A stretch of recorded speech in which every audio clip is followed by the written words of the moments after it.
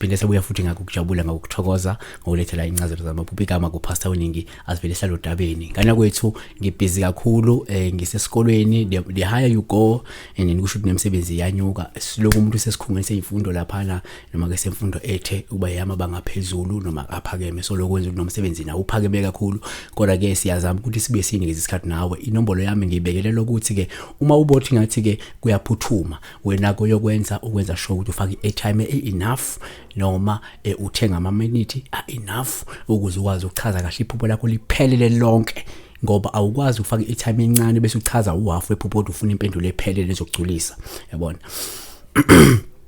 2 iphutho ofanele ungalenzi uqikele ukuthi awulenzi elokhu ungathapha ungalinge ungathapha ungalokothi ungathapha don't dare WhatsApp me please.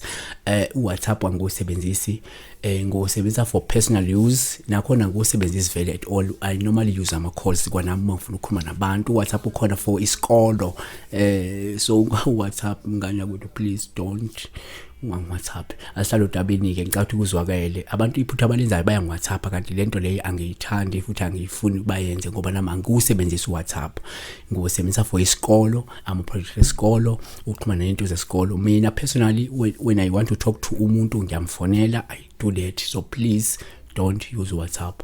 Uliyanda luthule ngiphupheke la inja esithwele ifile ngabe lokuchazana. Okay, into singayibheka la ukuthi okay ngifuna sibheke ukuthi ngoba ebuza nje ifile ake sibheke inje ephilayo ekhulelwe ukuthi yona ichazana.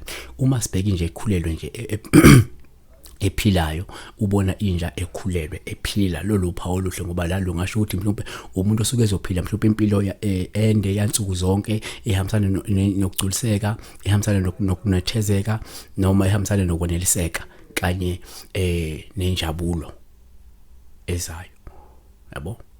Kodwa futhi ke uma ukwenze uphupha ubona inja ekhulelwe futhi ephila lolu phawu lungaphinde lukhombe impumelelo kokwenzayo noma umvuzo othile omuhle ongahle uthole noma uzothola isipho noma umusa othile kumuntu omjwayele noma kumuntu omthandayo. Kodwa ke asivale ke ngalokuthi uma usuphupha ke la usubona inje ifile noma inje ekhulelwe kodwa ke sifile lolu phawu olubike ngoba lapho selichaza ukuphoxeka lochaza ukudumala ngenxa yokufekela komklamo wakho noma ngenxa yokungenza inzuzo kuloku sukukwenza empilweni noma ke ngase kushabalale ubungani noma ubuhlobo phakathi kwakho nabangani noma kuzolahlekelwa umuntu osuke umthanda.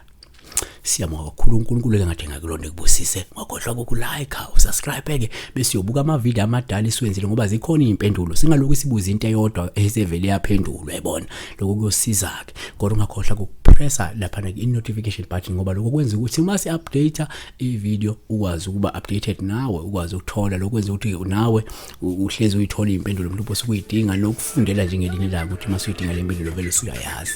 Ngiyabonga.